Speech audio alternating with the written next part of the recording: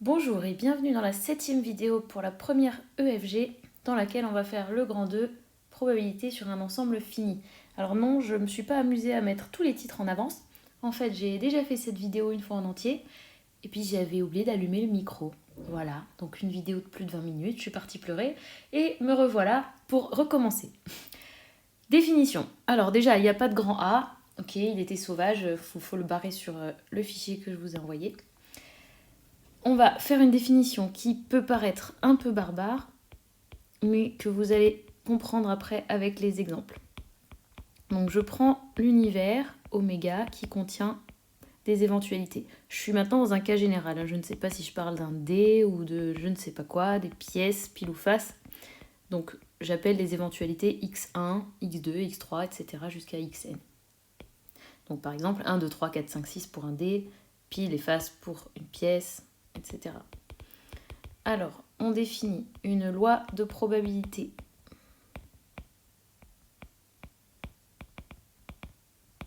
P, petit p, donc dans certains livres, il y a aussi P majuscule, sur oméga, en associant à chaque éventualité,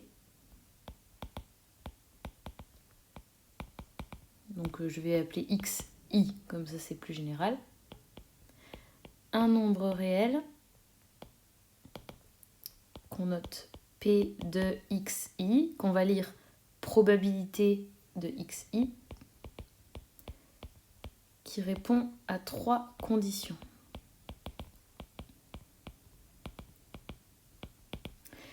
La première condition, c'est qu'en fait, ce P, c'est toujours un nombre qui est entre 0 et 1. Donc, pour toutes les éventualités, donc pour tout i, entre 1 et n, donc ça veut dire si j'ai x1, x2, x3, chaque probabilité va être un nombre entre 0 et 1, toujours. Ensuite, la deuxième chose, c'est que si j'additionne toutes les probabilités, eh bien le résultat final sera 1. Okay, c'est logique, c'est certain quand on fait la probabilité d'obtenir tout l'univers. Donc voilà. Et justement, d'ailleurs, la probabilité d'obtenir l'univers, c'est 1. Voilà les 3 conditions. On dit que P de xi est la probabilité de l'éventualité xi. Voilà, donc loi de probabilité et le mot probabilité. Vous avez une belle définition, je sais qu'elle est barbare. Donc ce qu'il faut surtout retenir, c'est que le nombre est toujours entre 0 et 1, et que si on additionne toutes les probabilités de toutes les issues, on obtient aussi 1. Un exemple. Alors, dans cet exemple, j'ai fait une mini faute de frappe. Alors, s'il vous plaît, vous rajoutez en même temps que moi sur votre polycopier, soit un dé truqué à 6 faces. J'ai oublié le mot le plus important, en fait, de cet exemple. Le mot truqué. Rajoutez-le, s'il vous plaît. Qu'est-ce que ça veut dire qu'il est truqué? Je vous avais déjà expliqué dans un exercice supplémentaire. Ça veut dire qu'il n'y a pas toutes les mêmes chances de tomber sur telle ou telle face. Alors, toutes les faces n'ont pas la même probabilité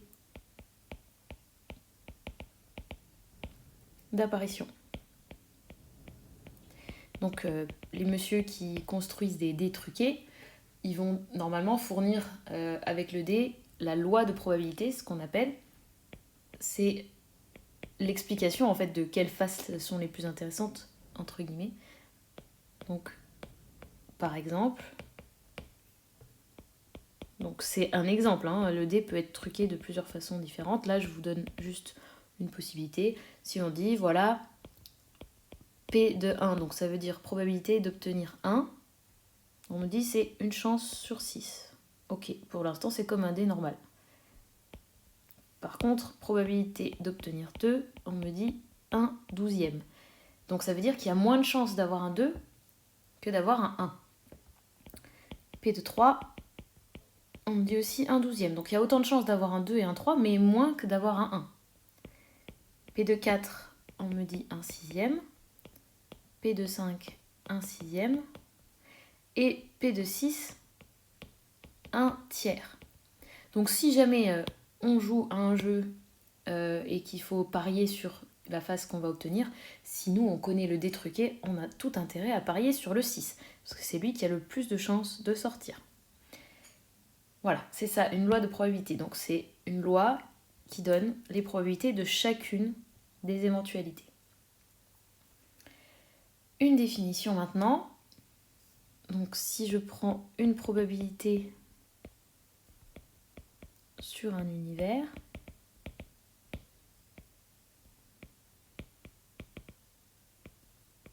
oméga, on dit qu'il y a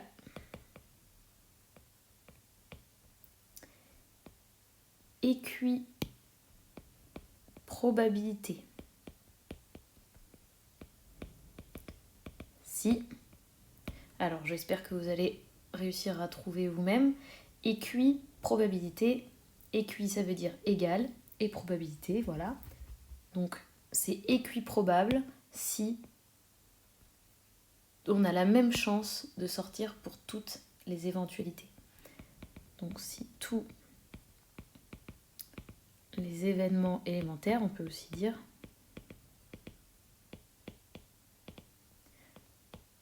ont la même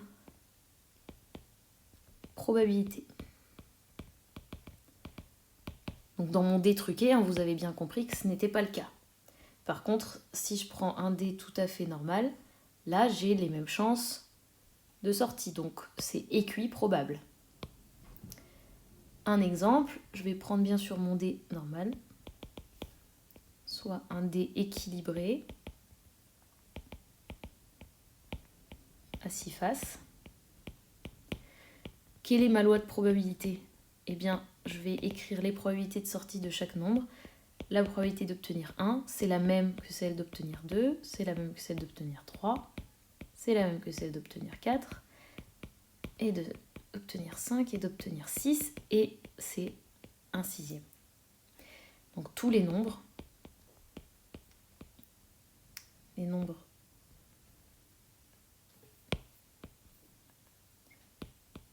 entiers entre 1 et 6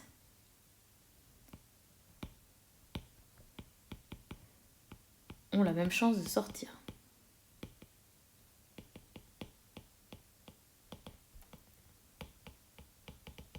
Voilà, c'est la définition de équiprobable. Alors maintenant, une propriété qui va être très importante pour nous aider à résoudre les exercices. Si je prends une probabilité sur un univers oméga et que dedans je mets des éventualités, que je prends E, un événement contenant je sais pas combien, donc I, éventualité. Par exemple, si E c'est obtenir un nombre impair avec un dé, et bien dedans il y a le 1, le 3 et le 5, donc il y a 3 éventualités dedans. Le I ce serait 3. Alors ma propriété dit que si la situation est équiprobable,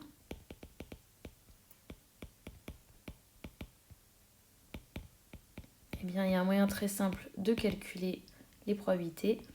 Donc la probabilité d'une éventualité toute seule, comme probabilité d'obtenir 3 par exemple, elle va être donnée par 1 sur n. Donc 1 sur, et c'est quoi n? N, vous le voyez dans l'univers, il est là. N, c'est le nombre d'éléments qui sont dans l'univers. Donc c'est le nombre de cas possibles, ça s'appelle comme ça. Dans mon dé, par exemple, j'ai 1, 2, 3, 4, 5, 6, il y a 6 cas possibles. Sur pile ou face, il y a 2 cas possibles. Et enfin, la probabilité de l'événement E, eh bien en fait ça va être I sur N. Ce qu'on appelle, donc on a le nombre de cas possibles toujours. Et I, donc c'est le nombre d'éventualités qu'il y a dans l'événement. Donc si je prenais nombre impair comme tout à l'heure, 1, 3, 5, on a dit il y en avait 3. C'est le nombre de cas favorables. Donc, favorables, c'est ceux qui répondent à l'événement qui est proposé. Voilà, ces formules fonctionnent uniquement dans une situation équiprobable. Si c'est pas équiprobable, on va voir après comment on fait. En attendant, je vous donne un exemple avec un dé équilibré.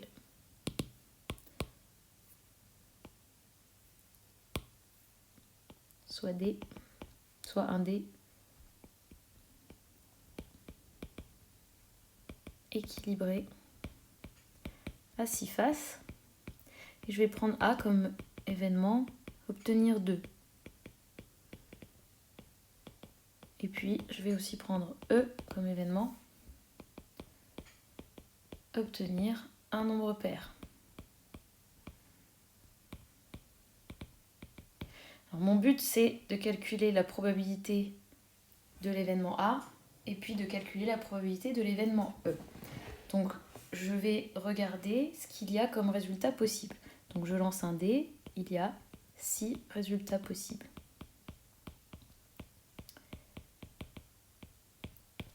Et il y a combien de cas favorables? Un seul résultat qui convient, c'est 2. Donc, et un seul résultat qui convient.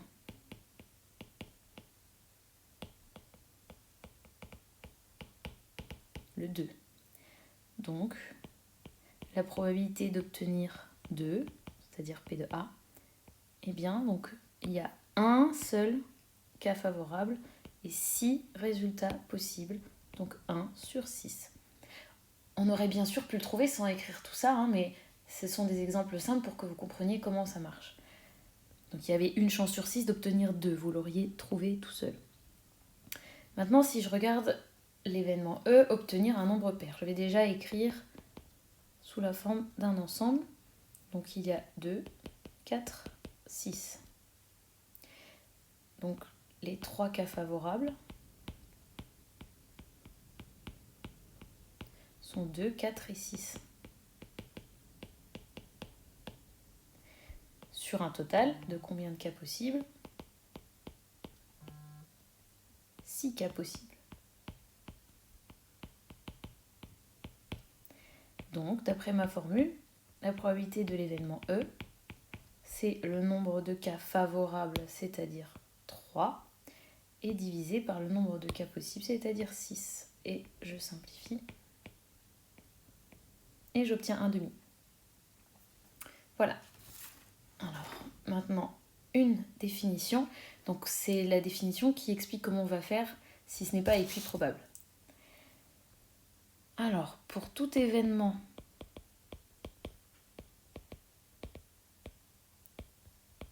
A, on appelle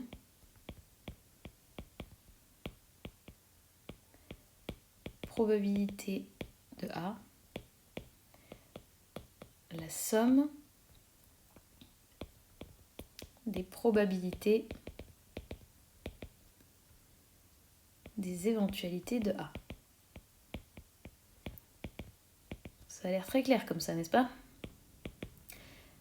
Donc si je veux calculer la probabilité d'un événement A, eh bien je vais devoir décomposer en petits morceaux. Donc si j'ai A dans lequel il y a des éventualités, je vais les appeler petit a pour changer. Voilà, je ne sais pas combien il y en a. Donc tout à l'heure dans E, il y avait 2, 4, 6. Bon, voilà.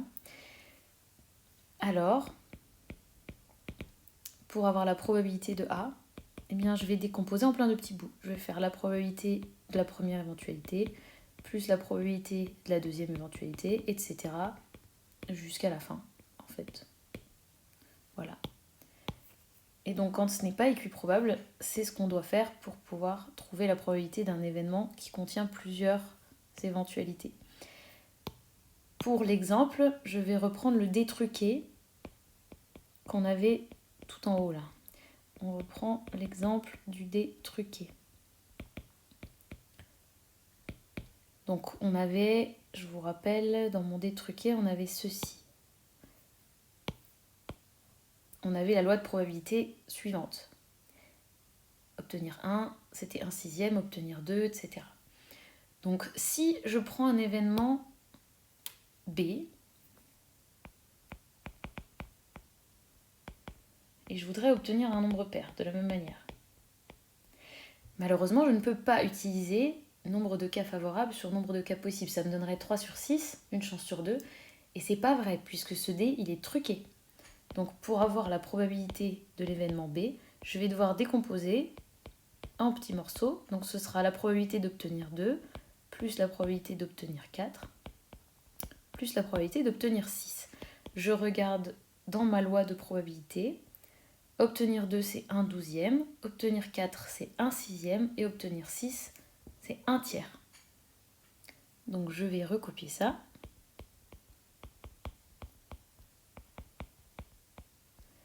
Et en utilisant un dénominateur commun, j'obtiens 7 sur 12. Voilà.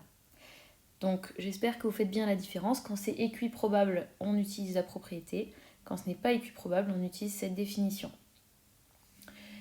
Courage, la partie de théorie est bientôt finie. Je vous fais encore une toute petite propriété. Probabilité de l'ensemble vide. Eh bien, donc c'est l'événement impossible, vous vous souvenez. C'est donc 0. La probabilité de l'univers, on l'a déjà dit, je le réécris ici, c'est 1. C'est la probabilité de l'événement certain. Et maintenant, quelque chose d'important. Pour tout événement E, la probabilité du contraire de l'événement, vous vous souvenez, E bar, eh bien c'est une formule, c'est 1 moins la probabilité de E. Ça va nous faire gagner beaucoup de temps cette formule, pour pas avoir à faire deux calculs. Après on fait juste 1 moins celui d'avant, et puis c'est bon. Je vous mets un mini exemple ici, vous n'avez pas besoin de l'écrire, mais juste pour comprendre. Si par exemple je suis toujours dans mon lancer du dé, et l'événement E c'est 1, 2, 3, par exemple, ou non, disons 1, 2, 4, voilà. Alors, quel est le contraire de cet événement? Eh bien, c'est tous les nombres qui restent, donc 3, 5, 6, par exemple. Donc, c'est un dé qui n'est pas truqué, cette fois. Je peux utiliser mes formules, je vais calculer séparément, en utilisant la formule. La probabilité d'avoir l'événement E, c'est le nombre de cas favorables, c'est-à-dire 3, sur le nombre de cas possibles, 6. J'obtiens 1,5. Ici, la probabilité de E bar, c'est également 3 sur 6.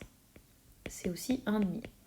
Maintenant, si j'avais pris F, où dedans il y avait 1 et 2, alors dans F bar, il y a 3, 4, 5, 6.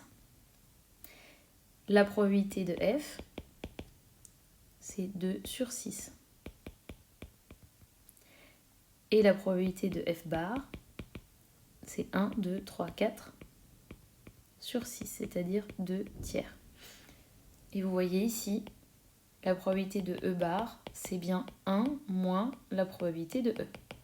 Et ici, la probabilité de F bar, c'est bien 1 moins la probabilité de F. Donc c'est toujours ce qui reste pour aller jusqu'à 1 en fait. Et c'est logique puisque ensemble, F et F bar, ils forment l'univers entier. Pareil pour E et E bar, ensemble ils forment l'univers entier. Donc si j'additionne les deux probabilités, ça doit faire 1. Et du coup, pour retrouver l'autre, je fais 1 moins l'une. Voilà. Je ne vous spoil pas en vous montrant déjà l'exercice 2, page 96, que j'avais déjà fait aussi et que j'ai dû recommencer parce que mon micro était désactivé.